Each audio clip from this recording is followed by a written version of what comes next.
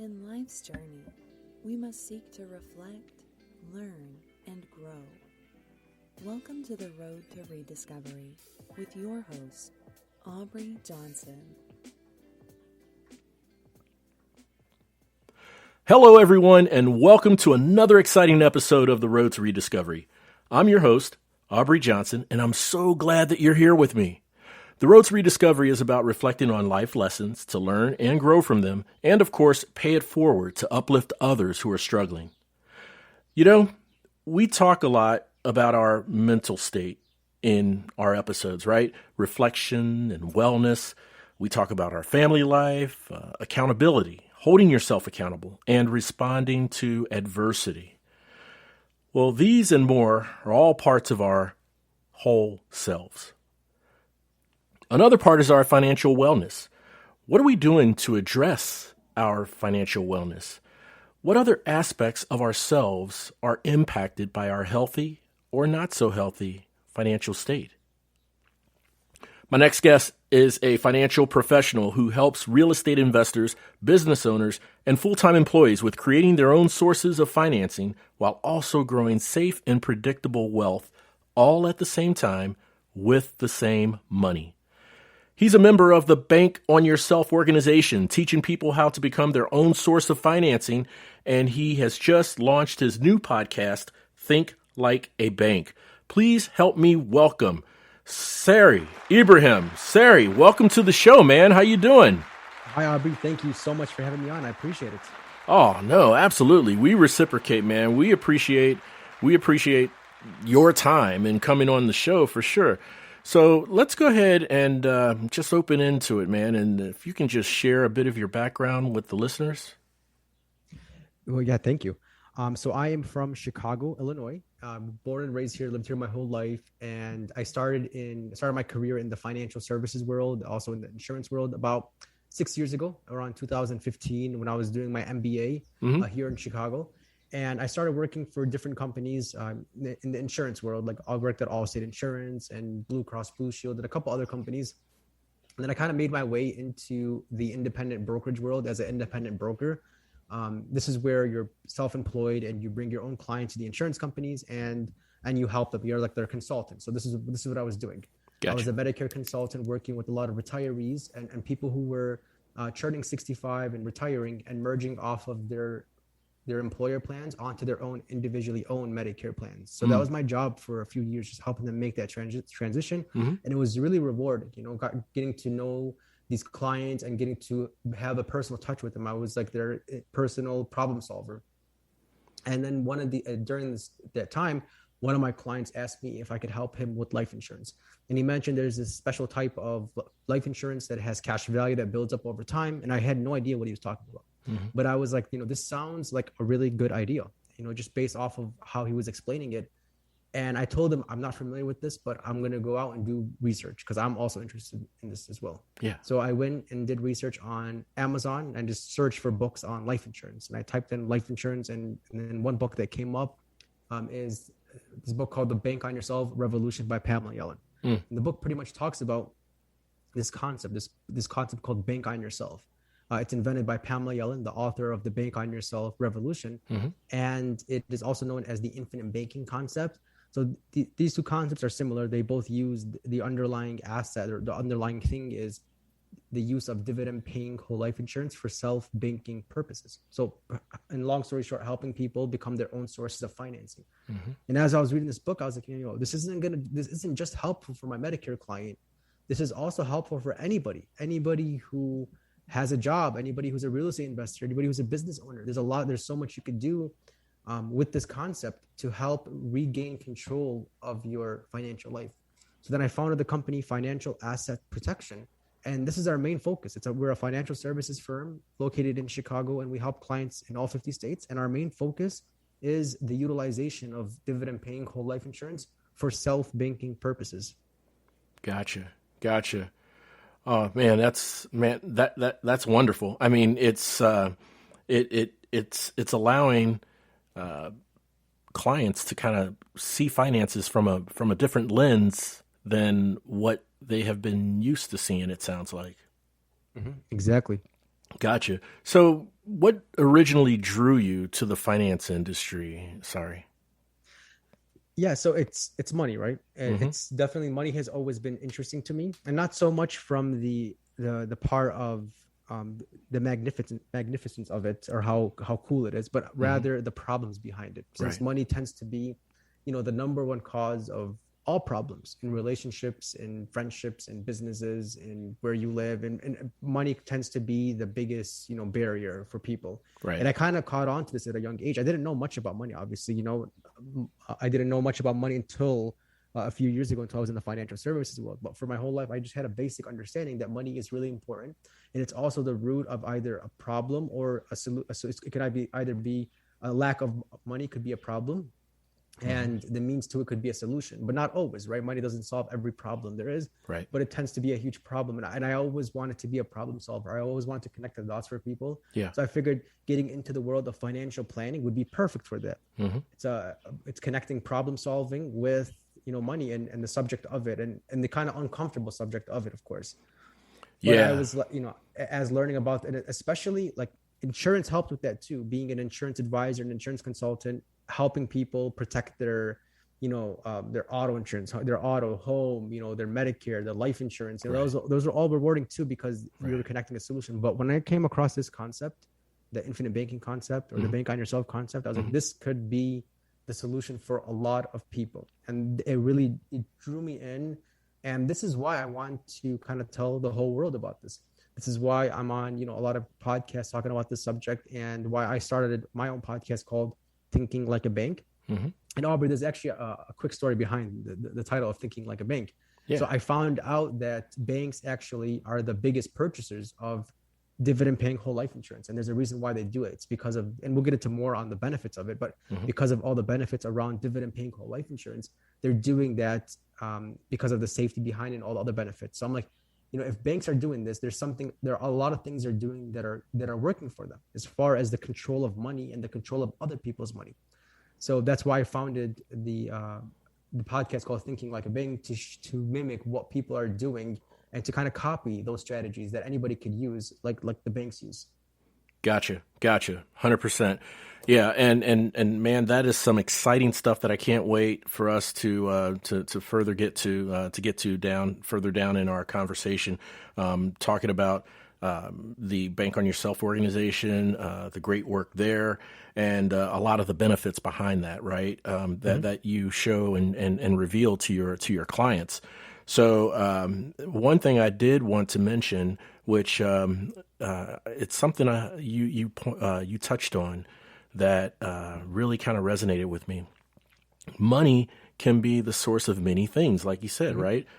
It could cause problems in relationships with spouses. It could Mm-hmm. cause problems with best friends. It can cause problems in so many different facets of our lives, and it could be a means, right? Mm-hmm. And so, how much of that, because everyone goes through financial problems at some point in their lives, Mm-hmm. but how much of those financial problems are hinged around the perspective of money that person has at that time? Yeah, you mentioned a keyword, perspective.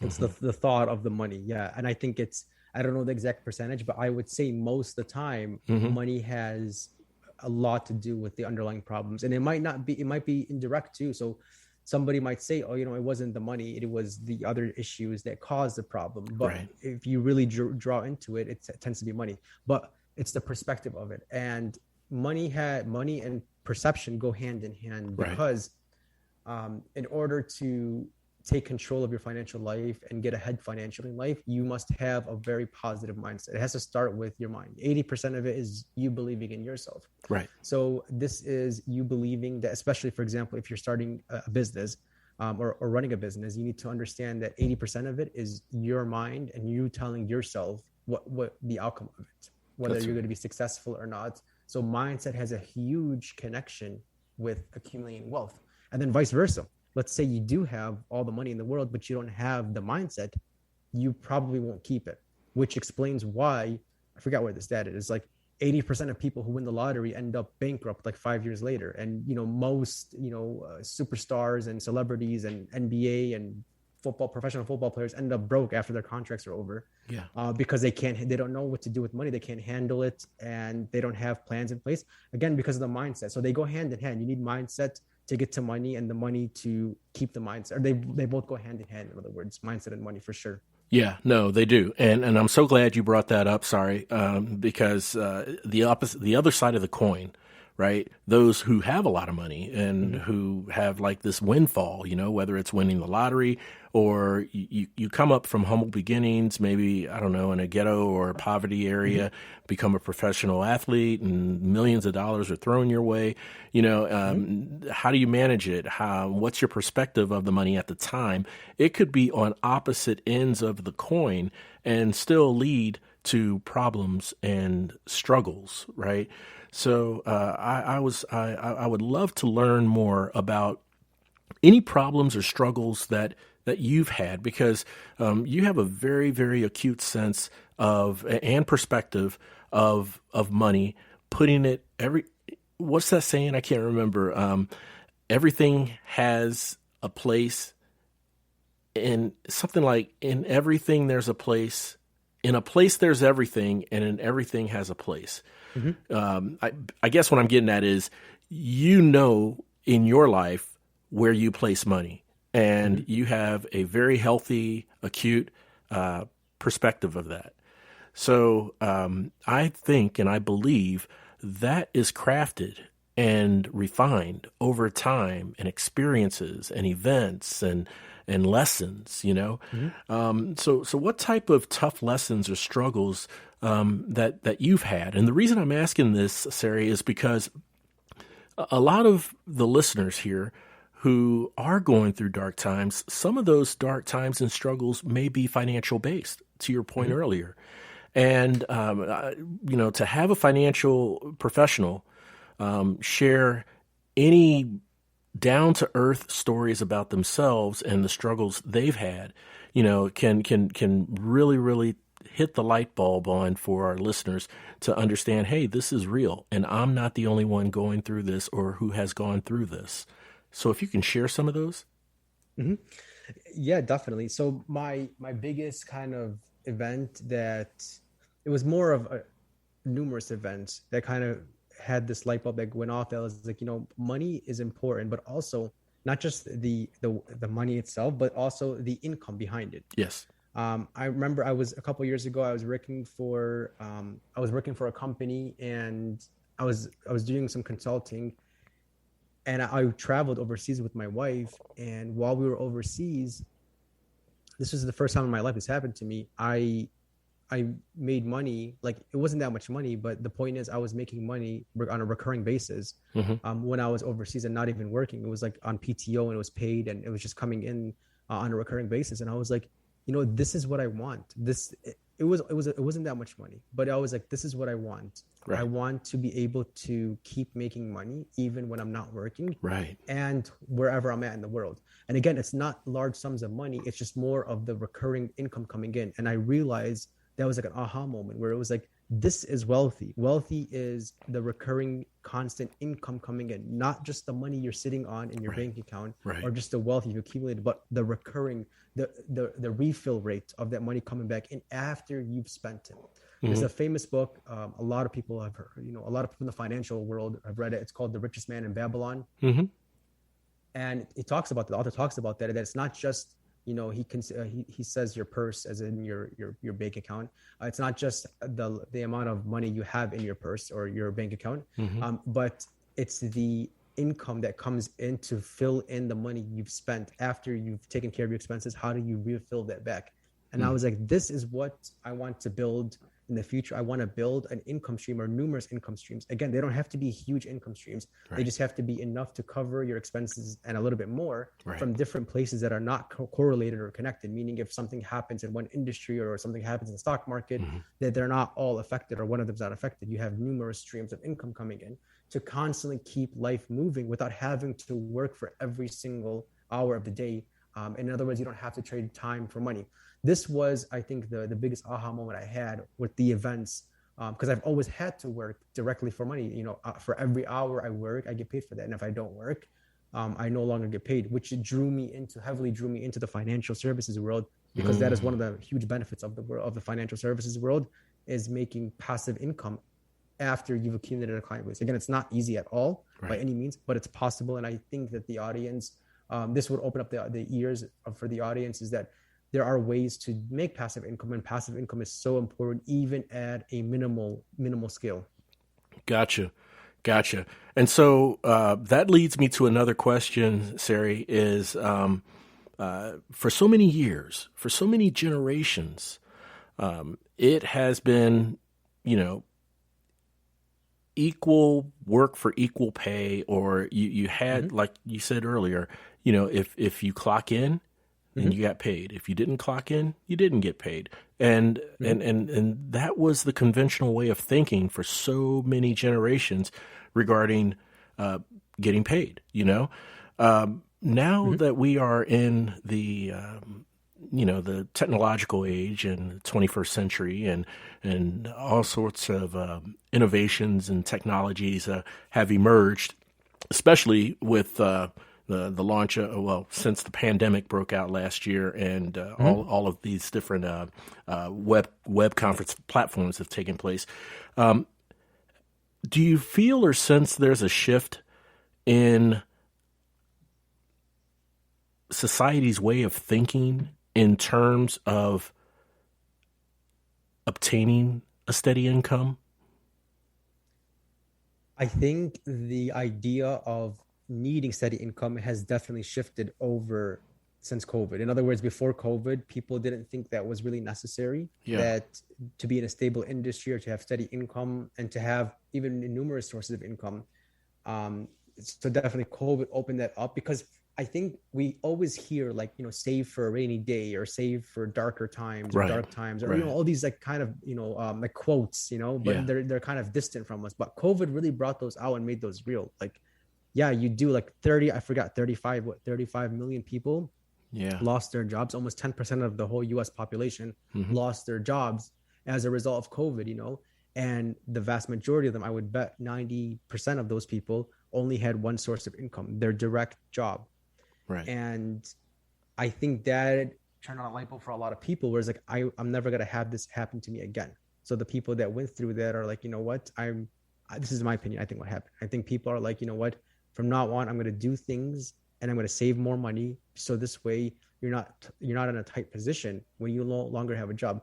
Because to me, it's crazy that you could have everything relying on essentially your job, but even more specific to that, one person in your company, one CEO or one CFO who wants to save, an extra $150,000 a year. And then that's it. That's your job. And that's going to affect you and your family and your kids and everybody else who's relying on you financially. And I think that's crazy that's the reality for a lot of people, and you definitely do need to think of steady income and multiple streams of income, and specifically where your money lives, which ties into the infinite banking concept, is that your money is living somewhere that's with an insurance company that's been in business for over 160 years, and that's kind of went through all the downturns of the US economy and other economies.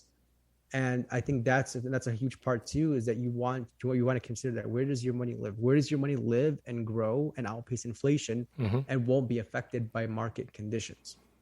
I see. Okay. So, that mind shift that people are starting to have now, especially those who have lost their jobs through the pandemic, it's not just saying I'm going to put some money aside and I'm going to make sure I'm never without a paycheck, but it's also a mind shift in going away from the conventional way of thinking for so many years, that I can only get a paycheck if I clock in at work and work, right? It sounds like that people are now starting to know and believe that I can make money residually while not working, or passive income, right? That's great. Sarry, I listened to one of your episodes, man, and you have a great show. Very, very informative. I really, really appreciate the anecdotes and the insights from you and from your guests. And the last one I listened to, I think your guest was Mark Willis. And he has some great financial insights. He said a lot of great things, but there are two things, if you don't mind me sharing, there are two things that he said that resonated with me. Okay. The first one was, and I'm paraphrasing here, fish are not the last ones to know they're in the water. Fish are the last ones to know they're in the water, which kind of made me chuckle, but then it also stopped and made me think, right? And the second thing he said was, we are all bankers. Mm-hmm. We've just been sitting on the wrong side of the table and seeing things from a different side of the table. Can you break that down for the listeners, if you can? Yeah, definitely. So that was by Mark Willis, my mentor, actually, and somebody who's helped me a lot in this industry and with my podcast. And I was actually a guest on his podcast. And what he means by that is we all use banks somehow, some way. From the time we earn our income to putting it in a checking account, savings account, to use our debit card, credit card, our auto loans, everything we do is within the banking industry. And even if we use cash for everything, we're still in the banking industry, because when you use cash for everything, you lose the opportunity cost you could have earned had that money been invested or saved somewhere else that was earning you compound interest. So in other words, we're all using interest somehow, some way. We finance everything we touch, everything we use is finance, either through cash, other people, or ourselves. And we're all in the banking industry, but it's a matter of sitting on the right side of the banking industry. And to go a little bit deeper, the average American spends about 1/3 of their money, 33%, to service debt. So if you make $100,000 a year, 1/3 of that, so $33,000 on average, goes to service credit cards, student loans, mortgages, personal debt. It's going to a bank somehow, some way. It's going to a bank, right? And everybody's so focused on, my mortgage is 3%, my auto loan is 4%, my student loans are 3.5%. Kind of staying in that low interest environment, of course, as recommended conventionally, to stay in a low interest environment. But the problem is that it's not the interest rate you're paying, it's the volume of interest. How many times are you going to pay 3%, 3.5%? How many times? Yes. And that's going to equal about 1/3 of your money. That's what banks want. Banks want you to use them for everything, get low interest loans on everything they have, but to constantly feed them 1/3 of the money you're making. And for some people, it's 1/2 of their money. For some people that are over leveraged and have a lot of debt, half the money they're making goes to the bank. So it's almost like we're working for the banks. Now, to sit on the other side of the banking table is when we become our own source of financing, where we go to ourselves, we recoup the interest we would otherwise pay to lenders. We recoup that in our pocket by becoming our own source of financing. And this is done through the bank on yourself concept. This is what we help clients with. We help them set up these accounts for them to take back control of their life. For example, let's say somebody has $10,000 in credit card debt. We would help them build up their whole life insurance policy, build up the cash value in it to the point where they have enough money to start borrowing against their policy and then pay down the credit card with that. So what they're doing is they're moving the debt from the credit card company to their whole life insurance policy. And when they do that, they're moving the debt to a company they're a mutual owner of. So in other words, when you have a whole life insurance policy, you're a mutual owner of that policy. And the rule is with dividend paying whole life insurance and self-banking is that you want all the debt to move to your side of the table. You want it to move to your side of the table. So this way you're going to earn compound interest. You're taking something that's negative and turning it into a positive by taking back control of your financial life. And this is done again through the utilization of dividend paying whole life insurance by building up the cash value and then being able to do whatever it is that you want to do, either financing your deals through that, real estate deals, investing in a business, or investing in real estate passively or in other businesses passively. Pretty much recapturing those dollars back into your orbit, back into your world using this concept. Wow, those are tremendous benefits, tremendous benefits. And on top of those benefits, I mean, it opens up a lot of doors, of potential endeavors, right? For people who want to travel the world and never thought it would be possible. They can do so if they'd like. People who want to, who knows, buy a second home, maybe a beach house, or pay for their children's education. It opens up a lot of doors. It sounds like some tremendous benefits for sure, man. So, Sarry, how can the listeners connect and learn more about you?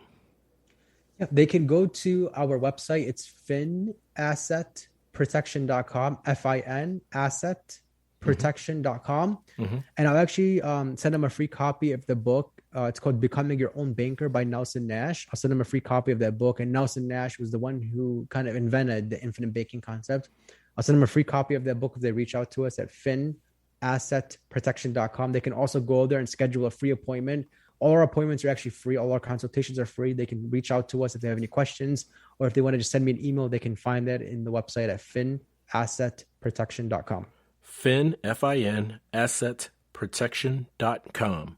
Correct. Wonderful. I will make sure that the website is on the episode show notes. And like you said, including the book and free consultation, I'll make notes of those in the episode show notes so that, people can see, here's the benefit if you reach out and learn more about this awesome concept about banking on yourself. Man, Sarry, I really, really appreciate having you on the show, man. I mean, I've really enjoyed our conversation, and you've shared some incredible insights that I'm sure the listeners can truly benefit from. And for those who are going through dark times and struggling, that may be financial based, I think, man, I truly believe you've given them a sense of hope in terms of how they can turn things around. So thanks again, man, for coming on the show big time. Aubrey, thank you so much for having me on. No, my pleasure, man. So now we're going to go to a segment I like to call 3 for the Road. All right. And in 3 for the Road, this is where I ask my guests 3 random yet thought-provoking questions that I challenge them to answer in 5 words or less. So what do you think, Sarry? You think you're up for it? Let's do it.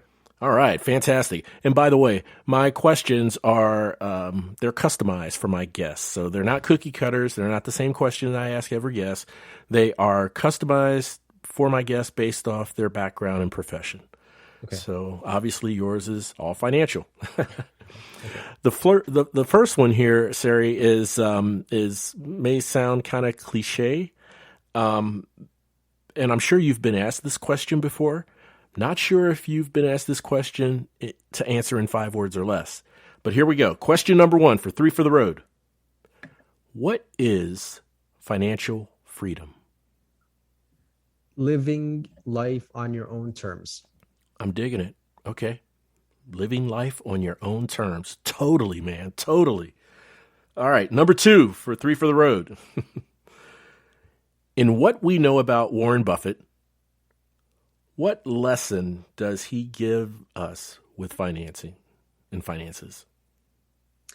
I'm going to chop up the quote, but somebody is living in the shade now because somebody planted a tree a long time ago.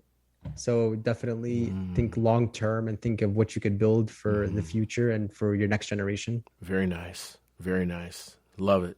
Love it. All right. And to top us off with question number 3 for 3 for the Road. Here we go, Sarry. In what we know about Nicolas Cage, what lesson does he give us with finances? You got me.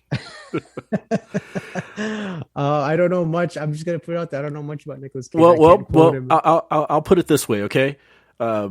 Nicolas Cage, he blew an entire $150 million fortune, bought a private island, a dinosaur skull, and owed the IRS $6.3 million in taxes. And this was back in 2018. Okay. Yeah, don't be like a Nicolas Cage. Don't be like Nicolas Cage. That's 5 words, man.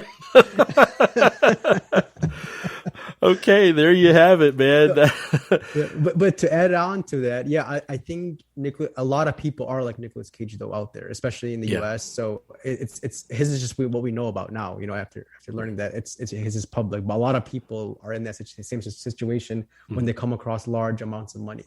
Oh yeah, yeah, big time. And like you said, like we said in our conversation earlier, perspective, right? Mm-hmm. Yeah, perspective. Sarry, man, it's been great having you on the show again, man. Thank you again so much. Really, really, really appreciate your time and your insights, man. Aubrey, thank you so much. I had a really good time. Thank you. Awesome. No, you're welcome. And again, for everyone, we will have links to Sarry's website, that is finassetprotection.com, along with information on receiving a copy of the book and free consultation on the episode show notes. I want to send a big thanks to all of you for checking in and listening. If you could, please rate and review the podcast. That would mean so much to me if you like what you're hearing. Also, and more importantly, if you know someone struggling through some major challenges in life and they're at their wits' end and feel like that there's nowhere to turn, please, I implore you, please share this podcast with them. Ladies and gentlemen, the Road to Rediscovery, it's part of a movement, part of a revolution. And guess what? You're now part of it. Together, we are roadies, and it sure feels good having you on the journey. Thanks again for listening. We'll chat again soon. The Road to Rediscovery is an AJ Shark production.